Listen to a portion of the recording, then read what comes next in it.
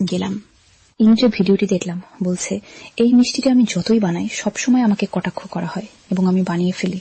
সত্যি বলতে আমি দোষ দেই না যারা প্রতিবার আমাদের নিয়ে হাসে। এটা একেবারে অসাধারণ, স্তরে স্তরে ঠান্ডা, মনে হয় আপনি আইসক্রিম খাচ্ছেন মিষ্টির সাথে। অদ্ভুত এক মিশ্রণ।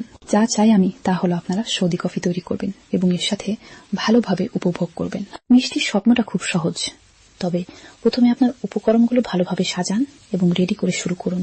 প্রথমে বিস্কুটের স্তর জেগে 2 গুণ বাড়িয়ে নিন এবং সেটা দুধে ডুবিয়ে রাখুন। তারপর দ্বিতীয় স্তর মেশান এবং প্রতিটি স্তরের মধ্যে রাখুন। আমি ফ্রিজারে রেখে জমিয়ে নিতে পছন্দ করি।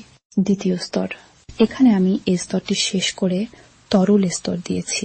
বিস্কুট ছেঁকে ফ্রিজারে রেখেছি। দ্বিতীয় স্তর তৈরি করেছি, ভালোভাবে ট্রেতে সেট করে ফ্রিজারে ঢুকিয়ে দিয়েছি।